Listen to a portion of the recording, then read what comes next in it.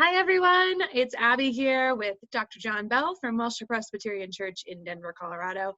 And this is Tabletop Theology, a lighthearted conversation about serious topics.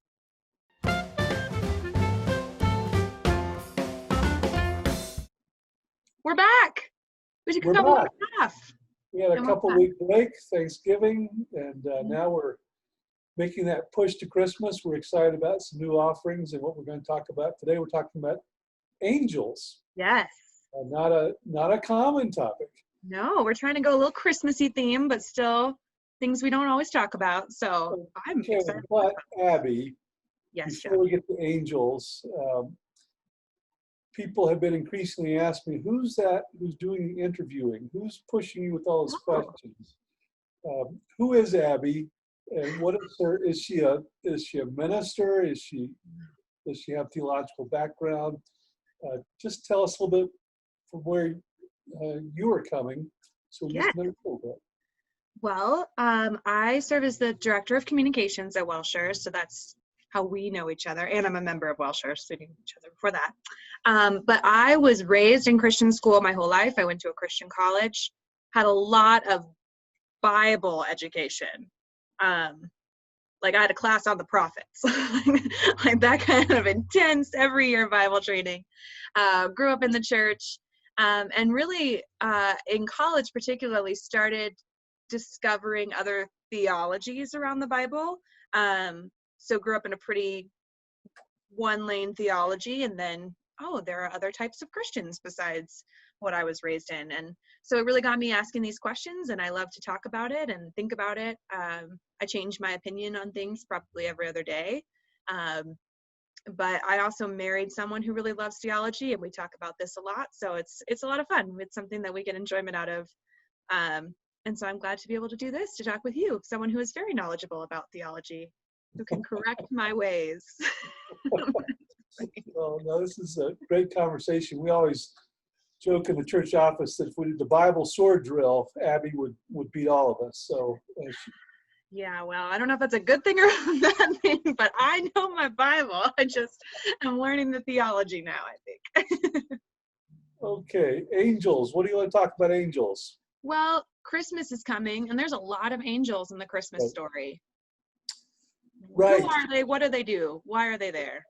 Well, there are lots of angels in the Bible. In the New Testament, there are about 20 appearances or stories that are associated with angels. 20 doesn't sound like much overall, but they come at important times. And probably the most important time is the Christmas story, when angel Gabriel comes to Mary and Joseph and Elizabeth and announces the coming of Messiah. As you pointed out in the pregame, whenever an angel appears, there's a little fear involved. And so Gabriel had to say, "Fear not." And that's often associated with the angels. So when you have an angel encounter, the whole concept of being afraid or being scared of what's coming is part of the experience, apparently, because that's what happens in the Bible. So Gabriel appears, announces that the Messiah is coming. Mary sings her Magnificat, one of the high songs in the Bible.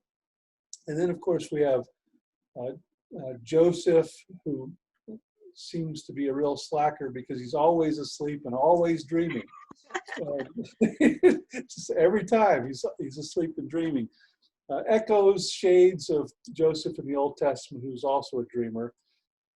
No direct connection, of course, but the angel appears to Joseph in dreams, plural, and tells him various things. One, take Mary, but don't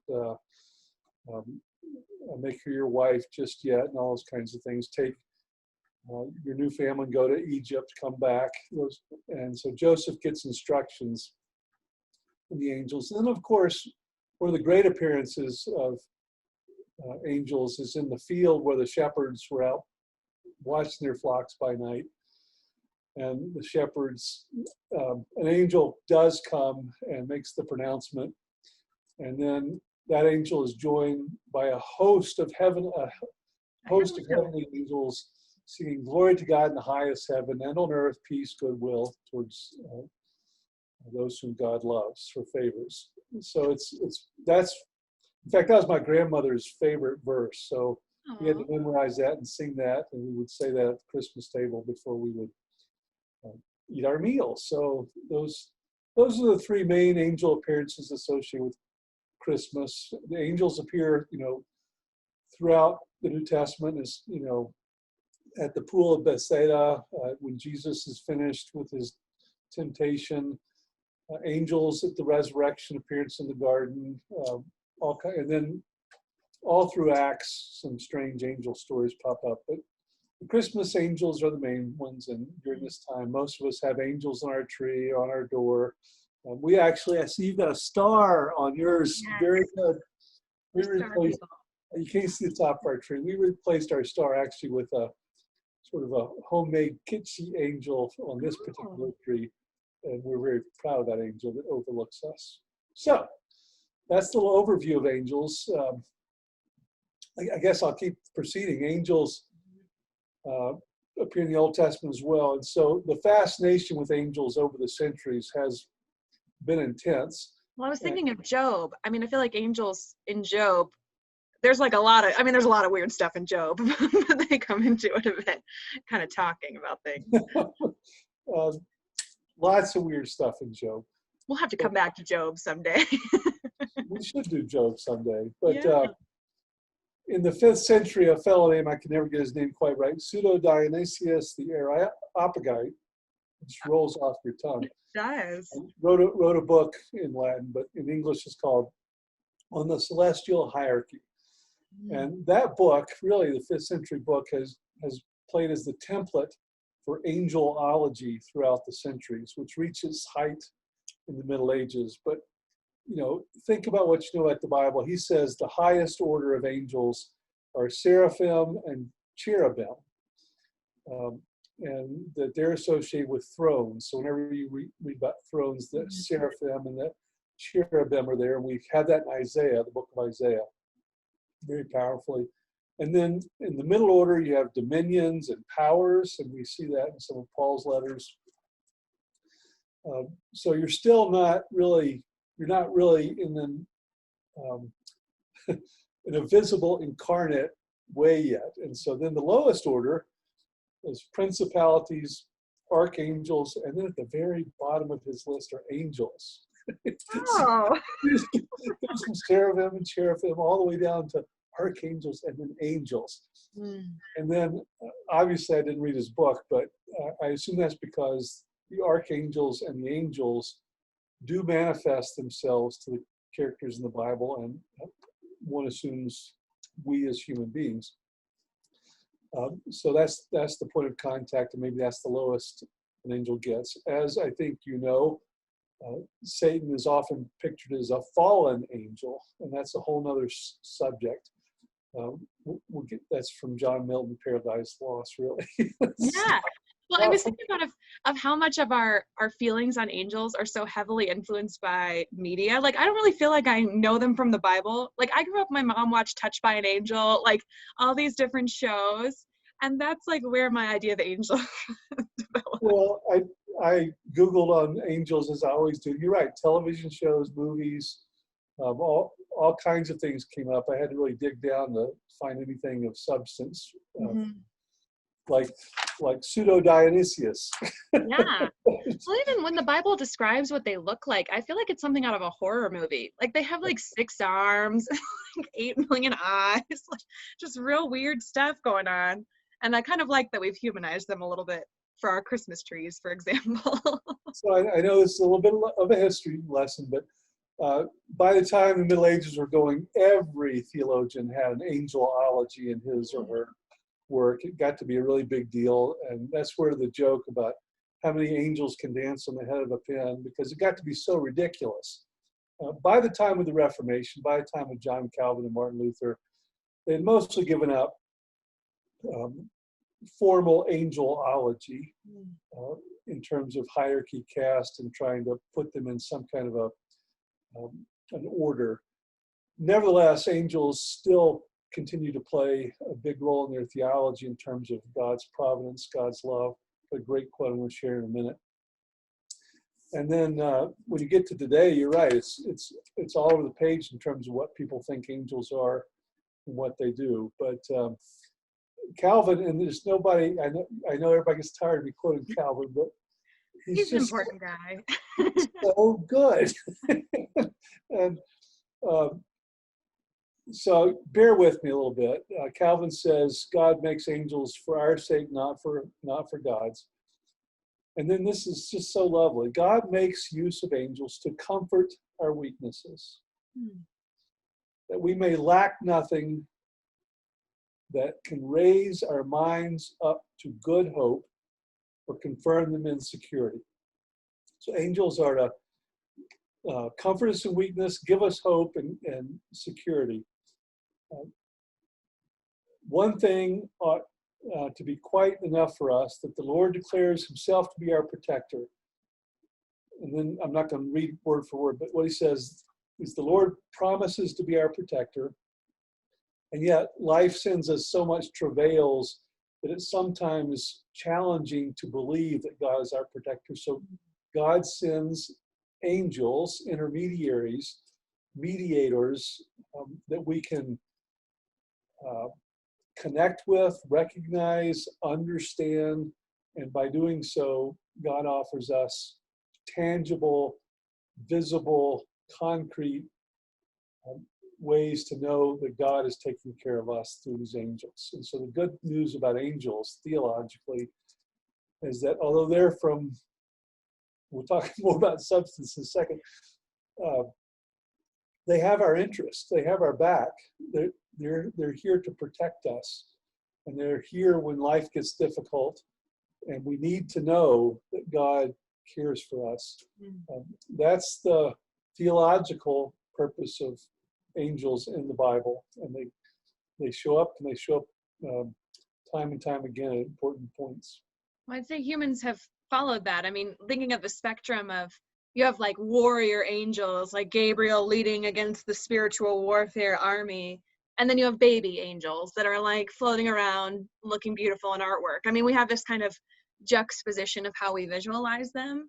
So I love that, because it's a little less of like getting the right answer of what angels are and what they look like and what they do, and more about, again, always going back to Jesus, but that Jesus loves us. That's what it's there for. And that's the main point of an understanding of angels. So what are angels? I mean, if we want to get down to brass tacks, it's interesting that the angel appeared to Joseph in the dream. So I don't think it's wrong for us to dream and something in the dream come across so strongly that we feel like we've been touched by an angel. So I think that's one way. I think I do believe angels can manifest spiritually. And I have one experience in college which made an indelible impression on me. We were studying, it was about 2 a.m. 5 of us walked out on the quad at my college, and we were sober. We had been studying. Pot. Too much coffee, but we were walking around together, just getting a breath of fresh air, and something came down and hovered. This was before drones. Hovered about 30 feet over our heads and lit up and then disappeared. Now, it could be electrical thing, but all of us, it took us 10 minutes to actually talk about it. Someone finally said, "Did you guys see that?" We're like, Angels or aliens? yeah, sure, we kind of saw it. And it was just a nice little marker on the way to finals in college. So I think that's a spiritual experience, but I think angels really do come to us in the guise of the stranger. I know we think of Jesus coming that way, but I do believe in the incarnation of angels, that that stranger helps you change a flat tire, or something comes to you out of the blue, or you pass a stranger and he or she says something which all of a sudden unlocks lots of things in your life. I just do believe that strangers come to us in various ways. One time I was having a bad night, and a friend that I had not talked to in 20 years called me out of the blue. And so even though I know who he was, I knew he was longtime friends. I felt like that was literally the visitation of an angel that night for me. So what I'm talking about can't be quantified, it can't be measured, it can't be scientifically proven.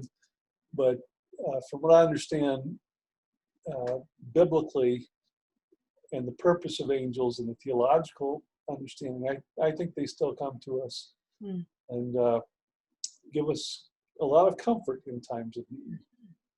I love that. I think it's such a very personal, and again, going back to that theology of reminding us of God's protection and love, it's a very personal thing. And I think that's really lovely. I think we'll definitely have to come back to angels, because even in just talking about it, I feel like there's so much more to unpack. I mean, the devil of it all is still there. I'm coming back to the fallen angel perspective of Lucifer. But it's really interesting to me that some angels are named, like Gabriel is named. He appears lots of different times. Right. And there is a bit of the hierarchy of, I don't know if species is the right word of angels, but whatever they are exactly comes into it. And I know the medieval theologians tried to get to some of that. But I think this will be something we can come back to, because they do come out in different ways and do different things, and usually are just heralds of good news, but sometimes not always good news. So sometimes they wrestle with people, and like it just gets a little bit weird. Well, the wrestling is an interesting, although even out of that wrestling was a good turn. So I'm glad you asked me to think about this, because we just so associate angels with Christmas, and it's just such a part. Many of the hymns, Hark the Herald Angels, I mean, we're going to be singing about angels during the month. And I think the main thing is not to know the knowledge I just shared and dumped, but to be spiritually aware of our surroundings during the month of December, during Advent, and that we are sensitive to God's presence and sensitive to the mystery of God's nearness to us. I mean, we're talking about Emmanuel, God with us. Mm-hmm. And so if we could, this Advent, open up our eyes and our hearts to the presence of people / angels. Supernatural spiritual experiences. Which you mentioned something earlier, which I actually gave a lot of thought to this week, and I have nothing to say about it. But we've talked about angels and these kind of things, but the prospect of life not on Earth, the prospect of life, extraterrestrials, that's an intriguing notion too. It's not necessarily a theological one, it's kind of a scientific one. I'm talking about aliens. Here we go. Next time. But angels just give us a sense that there's more to life than what we physically see all the time, and that God is surrounding us in ways that hopefully we can discover. Mm-hmm. Symbolically, I've decided to be haloed in light today. That's why I'm saying. I see that. Most people have a ring light in front. You have a ring light. My halo. We are going to try to stick with some Christmassy themes over the next few weeks. Just different things about the Christmas story we don't always give thought to. So if you, our listeners or viewers, have some questions or thoughts about the Christmas story, feel free to reach out. We love getting all the feedback. It's been lovely to hear from you all. I think that's all we have time to do today. I think so. We'll be back next week with another Christmas topic. Mm-hmm. We have to think of one, is what that means. All right. Well, Merry Christmas, everyone. Maybe we're not wise enough. Oh, there it is. I'm the wise man here. All right. All right, Abbie. Thanks a lot. Oh, thank you, John. And happy Advent, everyone. Merry Christmas. Merry Christmas. Take care.